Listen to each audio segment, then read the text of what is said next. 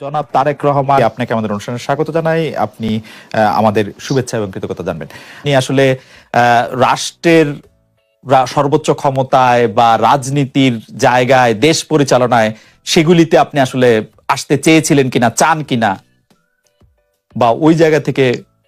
যদি চাইতাম খালেদ, যদি চাইতাম, তখন যখন মিলিটারি আমার বাসায় এসে বসে রইল সারা রাত আমাকে রাজি করানোর জন্য, আমি তো লুফে নিতাম। রাজি করানোর জন্য বসে থাকতে হবে কেন? আমি যদি ক্ষমতায় চাইতাম বলে আর চলেন চলেন, কি করতে, কি কোন জামাটা পড়তে হবে দেখিয়ে দেন, এখনই যাচ্ছি।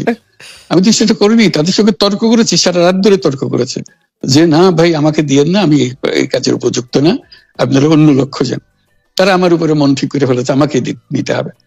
আমি বারে বারে বলতেছি তাদেরকে, তারা নিরাশ হয়ে ফিরে গেল, বললো যে সকালবেলা আবার আসবো, সকালবেলায় আসলে তখন আপনি আমাদেরকে বলেন যে রাজি আছেন। আমি বললাম যে না, সকালবেলা আসলে একই কথা পাবেন, কারণ আমি তো এটা এমন কিছু না যে মনের মধ্যে সন্দেহ রেখে, দ্বন্দ্ব রেখে আপনাদেরকে বলছি, অত্যন্ত পরিষ্কার ভাবে আপনাদের কাছে বলছি। ঠিক আছে, তা না হলে তো আমি সঙ্গে সঙ্গে রাজি হয়ে যেতাম। কে ছাড়ে যাও আপনাকে? দেশের পুরো সরকারের প্রধান হবার জন্য আহ্বান জানাচ্ছে বাংলাদেশে এরকম কয়জন মানুষ আছে বলবো যে না, আমি এই দায়িত্ব গ্রহণ করব না? আমি তো করলাম সেটা। এখন আমার নামে বলা হচ্ছে 10 বছর চেয়ে। আমি বছর নিয়ে তো প্রশ্নই ওঠে না। প্রশ্ন হচ্ছে আগামীকাল সকালবেলা আপনি শপথ গ্রহণ করবেন, এই কথা। আমি বলি যে না, করবো না। তারপরে এরপরে তো কয় বছর, কয় কাণ্ড। আমি 10 বছর দিয়ে কি করবোটা কি? আমি 10 বছর দিয়ে, আমি তো বলছি আমি এই কাজের জন্য নই।